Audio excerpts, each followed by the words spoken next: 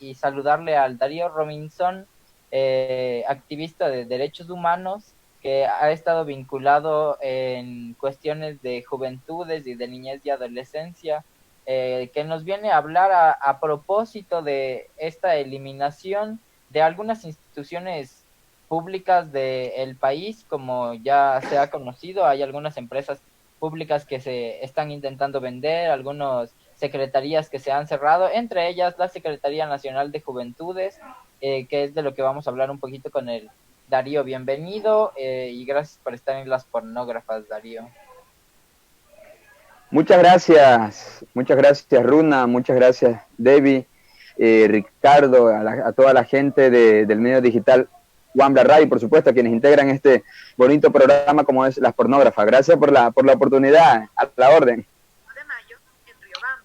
Gracias Darío por estar aquí, tú siempre presente en medios, como siempre pones Darío en medios. Tuvimos la oportunidad de tenerle aquí a Darío Robinson. Darío, cuéntanos cómo ha pasado esto de la Secretaría de Juventudes, esta eliminación de la Secretaría de Juventudes, y en qué perjudica a la juventud. Querida Debbie, mira, primero quiero gratificar, recalcar el agradecimiento por el espacio, y qué chévere estar en este espacio. Ya tenía muchas ganas de estar por acá, siempre les había visto, y había estado también con los compañeros de la Wambra. Mira, tanto ustedes como nosotros hemos estado, no de ahora, venimos de muchos procesos, y antes que Moreno llegara al gobierno, varias organizaciones juveniles de las 24 provincias del país habíamos construido manifiestos, para que entre esos manifiestos se nos tome en cuenta con la creación de la Secretaría Técnica de Juventudes. Bueno, en el gobierno anterior había un área de jóvenes que era la DNJ, la Dirección Nacional de la Juventud, que esta unidad estaba adscrita al Ministerio de Inclusión Económica y Social. Cuando llega el gobierno de Moreno, luego una presión política social de las organizaciones juveniles de los 221 cantones del Ecuador, Moreno firma un decreto presidencial, el 011, en mayo del 2017, donde allí decreta que se cree la Secretaría Técnica de Juventud, más bien que lo que antes era DNJ, Dirección Nacional de la Juventud, que era adscrita al MIES, en ese momento se llamaría Secretaría Técnica de Juventud, STJU.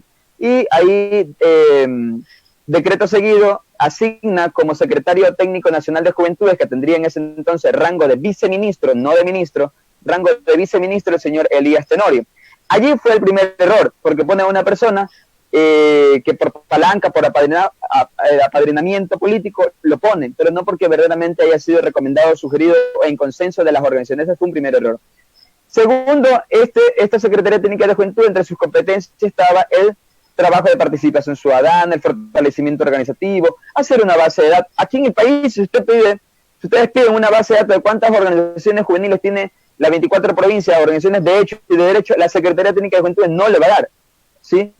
Ellos lo que hicieron fue vender todo el tema publicitario desde el proyecto Impulso Joven, ¿sí? Que yo, si quiero un préstamo, no es necesario ir a la Secretaría Técnica de Juventud, después ir a Ban Ecuador. O sea, son los mismos requisitos. No voy a tener prioridad por ser joven. Y esta Secretaría Técnica de Juventud, al menos quien estuvo al frente, permitió que se le dé préstamo a los jóvenes con muchos intereses. Entonces, hoy por hoy, seguimos en la lucha, compas. Robinson, buenas tardes, bienvenido a Las Pornógrafas. Una pregunta, por favor, Darío. Bajo este contexto de la eliminación de la Secretaría de Técnica de Juventudes, ¿cuál crees tú que sería la mejor opción de decisión política en base a los movimientos juveniles, para, en vez de suprimirla, darle otra opción?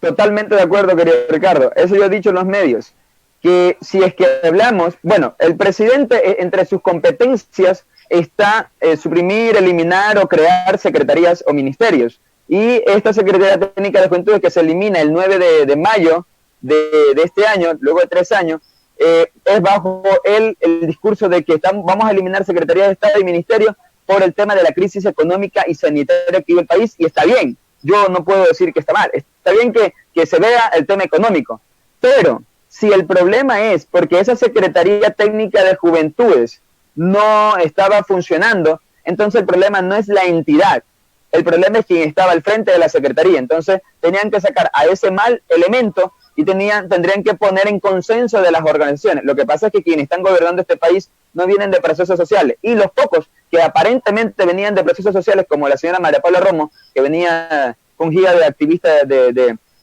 feminista y todo eso, es justamente quien está haciéndole tanto daño a este país. Entonces yo creo que la alternativa hoy por hoy es volvernos a reencontrar, a reunirnos todas y todos las organizaciones juveniles, los activistas, y poder replantear esto, y que mañana, cuando ya sean las nuevas elecciones en el 2021, gobierno, cualquiera que llegue a Carondelet, proponerle que se revea la necesidad de volver a tener este espacio, porque una vez que la Secretaría Técnica de Juventudes ha sido eliminada, todas estas competencias, según el último decreto del presidente Moreno, todas las competencias de la CTJ pasarían al Ministerio de Inclusión Económica y Social, MINS. ¿Pero qué nos garantiza que eso se cumpla?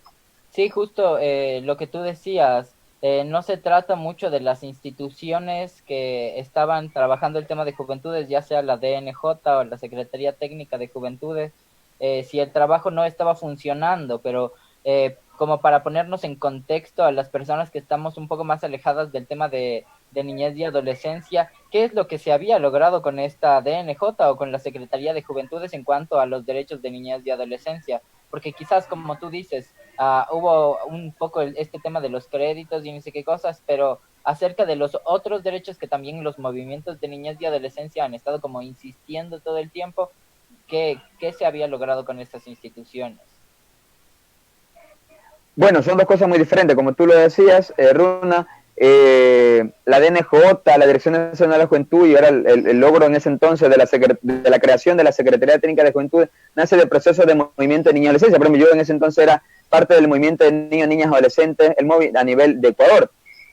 Pero ahí está, o sea, llega alguien que está completamente desubicado, desenchuflado, no conoce las políticas públicas de juventud, no sabe la necesidad de los jóvenes porque nunca recorrió el país, y si recorrió, visitó, fue a sus amigos, porque también fueron selectivos, y eso sí fue un error. Y el tema de selectividad no solamente ha ocurrido ahora, ha ocurrido en todos los gobiernos, siempre son selectivos para el tema de organizaciones juveniles, y no solo pasó en la CTJ, también ha pasado en los diferentes cantones del país que tienen las casas municipales de la juventud. En el caso de la provincia de Esmeraldas tenemos 3 casas municipales de la juventud, en el cantón Esmeraldas, en el cantón Quinindé y en el cantón San Lorenzo. ¿Y quiénes administran la casa municipal del cantón Esmeraldas? Siempre lo han administrado personas adultas. Entonces, también es como ver parte y parte, ¿no? ¿Qué están haciendo las autoridades desde los municipios o desde el Estado central? Pero también qué estamos haciendo nosotros desde el activismo organizacional, desde los jóvenes. O sea, que no estemos esperanzados que otros solamente estén con el tema de defendiendo los derechos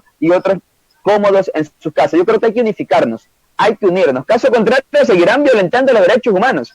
Miren, nunca tuvimos un pronunciamiento de la Secretaría Técnica de Juventud ni quien estuvo al frente cuando se violentaron a nuestros jóvenes en las marchas de octubre del 2019, cuando se metieron presos a esta gente por tener el derecho a la libertad de expresión y de movilizarse y de estar en contra de decisiones que le afectan al pueblo.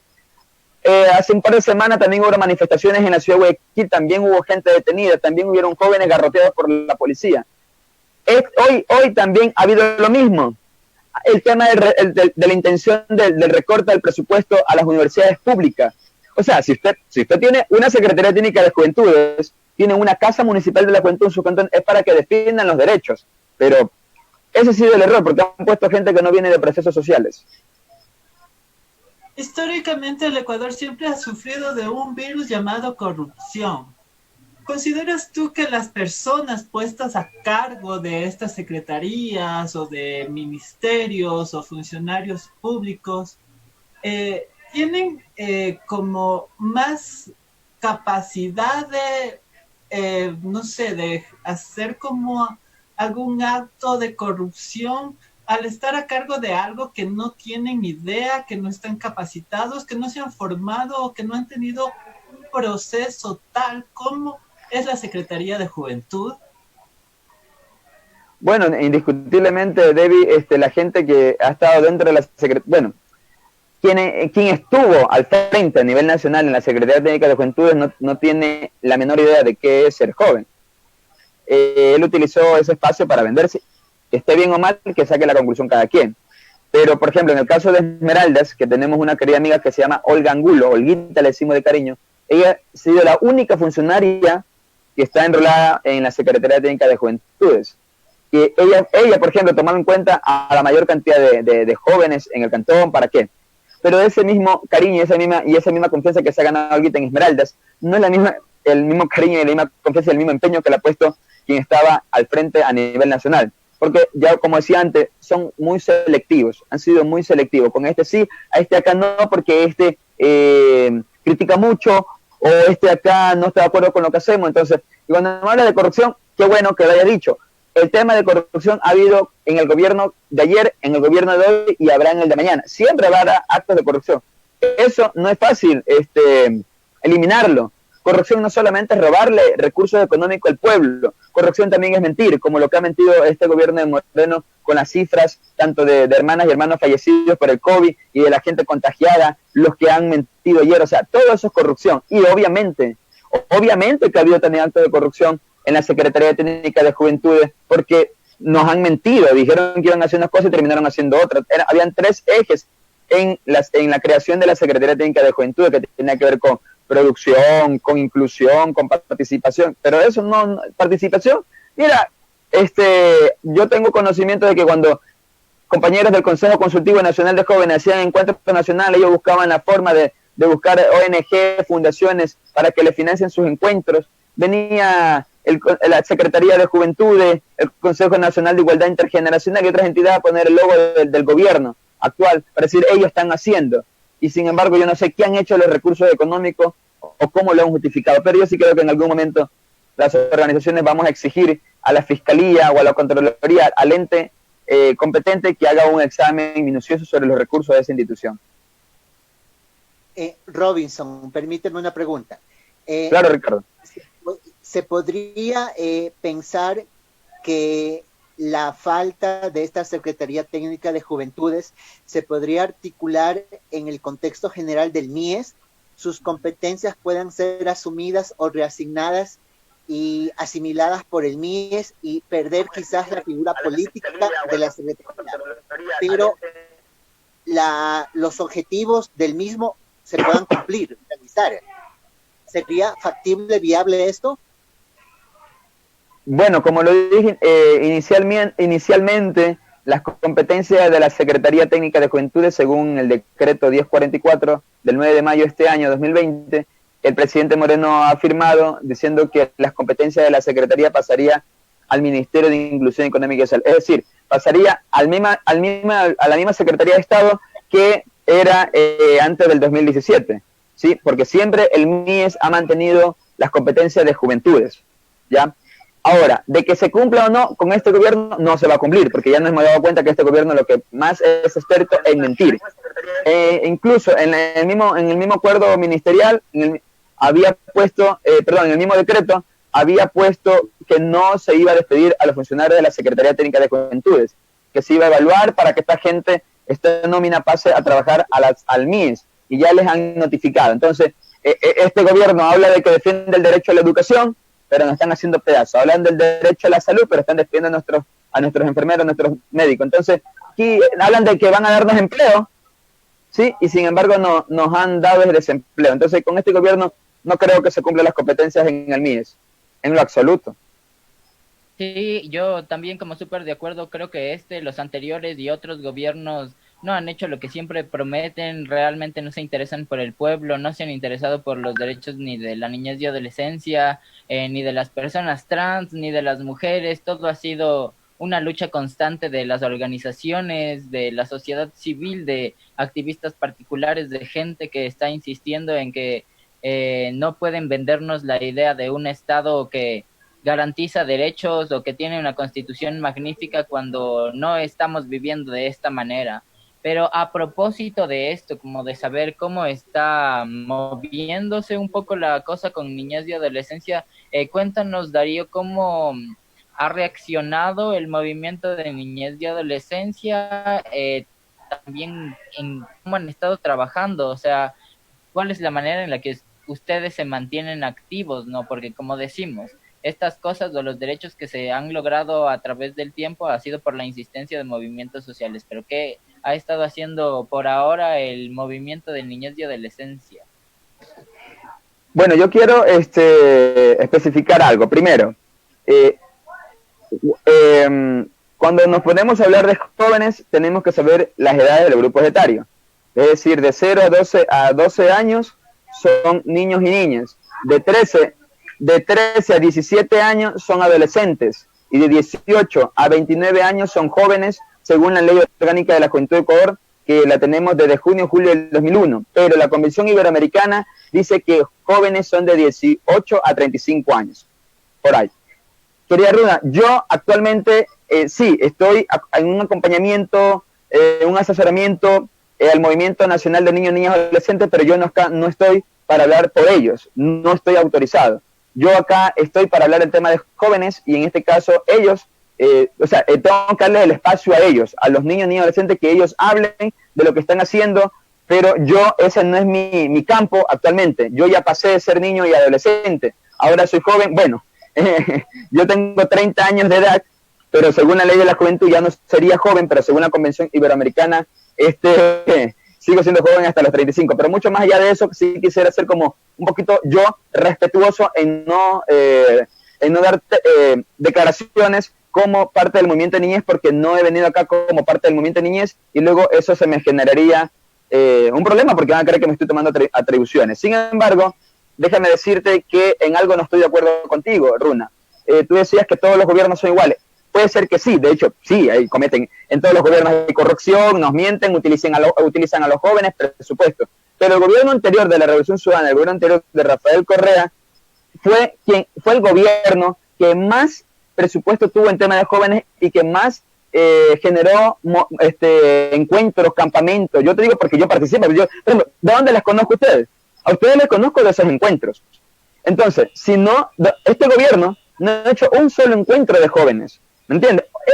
Es la obligación de los estados, es la obligación de los gobiernos de turno generar eventos, campamentos, encuentros, charlas, intercambios de experiencia. Es la obligación de ellos. Pero si te dijera, mira, en el gobierno anterior, desde el Ministerio de Ambiente, cuando estaba Daniel Ortega en el Ministerio de Ambiente, en el MAS, se hacían los campamentos de movimiento de revolución ecológica, el tema ambiental. Yo recuerdo que hacíamos, como en 4 provincias, hacíamos campamentos nacionales sobre el tema ambiental, y que el tema ambiental no es mi eje. Cuando tú me hablas, en el Parque del Arbolito hacíamos encuentros de las juventudes alfaristas y un montón de jóvenes. Que se utiliza para otros temas, eso es otro cuento. Pero en el gobierno anterior, él fue el gobierno que más financió encuentros. Es más, recordarán ustedes que tenían bronca entre ministros. Cuando Alexandra Ocler era ministra de la Secretaría de Pueblos, Movimientos Sociales, ¿se acuerdan? Por ahí hacía eventos desde el área de Juventud, Voluntariado y Trabajo Comunitario. Por otro lado, también hacía otros ministerios. Por otro lado, hacía el MIE. Entonces, lo que más había era encuentro, que seguramente no se lo pudo capitalizar o no permitió unificarse fuerzas, sí, porque como en ese gobierno, como en todos los gobiernos, siempre los ministros son tirados a sobrados y quieren sobresalir. Entonces, si un ministro hacía un encuentro de jóvenes, venía otro y lo hacía para congraciarse con el presidente de turno. Pero yo sí creo que en el gobierno anterior, más bien, vuelvo y repito, yo tengo muchísimos amigos en todo el país por estos encuentros. Mira, ¿por qué crees que conozco a la Wambra Radio? Porque el gobierno anterior de la Revolución Ciudadana generó proyectos de cabinas radiales. En el caso de Esmeralda dio $15,000. Y ahí están los compañeros de la Wambra Radio, que fueron ellos quienes hicieron ese acompañamiento. Este gobierno no hace clase de emprendimiento, querida Runa. Es que quizás está bien lo que tú dices, porque un poquito, y lo siento, suena como a propaganda correísta, pero con todos estos encuentros que se generaron en el gobierno tan amado anterior, ¿qué clase de políticas públicas que benefició realmente a los jóvenes? Porque sí, yo te estoy preguntando sobre el movimiento de niñez y adolescencia porque justamente ahí te conocimos, ¿no? Hablábamos de este tipo de derechos para la gente joven, con todas estas diferenciaciones de la edad y demás, pero todos esos encuentros que se hicieron, toda esa plata gastada para que estos jóvenes vayan a reunirse en una hostería, ¿en qué terminaron generando? ¿En qué políticas de educación o en qué políticas de salud que realmente beneficiaron a los adolescentes y a los jóvenes? Estamos hablando de que, de hecho, con la DNJ, y con la Secretaría Técnica de Juventudes no se hizo nada. Y entonces, ¿qué estábamos haciendo como movimientos sociales de la niñez y adolescencia o de las juventudes o de donde sea? ¿Qué estábamos haciendo nada si no seas, si,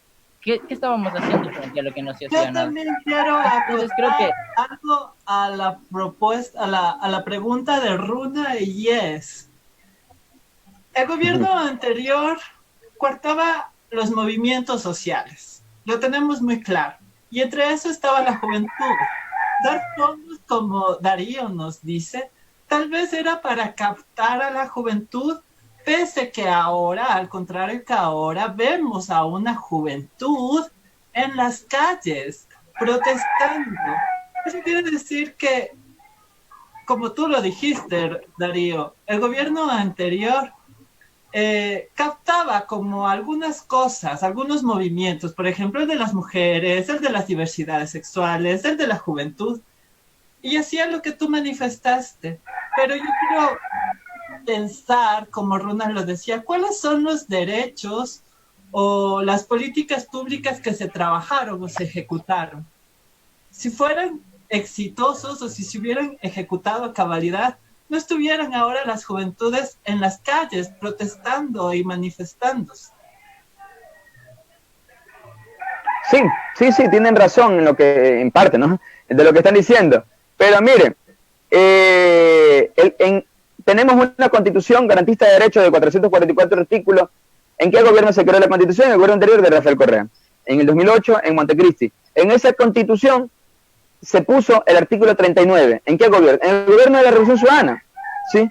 Entonces, el que hayamos logrado, porque tampoco no es porque ellos quisieron, o sea, hay que ser claro, son las luchas sociales lo que obliga a los gobiernos de turno que se haga, se ejecute lo que el pueblo quiere. Y obviamente luego de un proceso de niñez, adolescencia, de juventud, de movimiento de mujeres, movimiento feminista, movimiento LGBT, etcétera, se logró, pues, en ese gobierno se logró.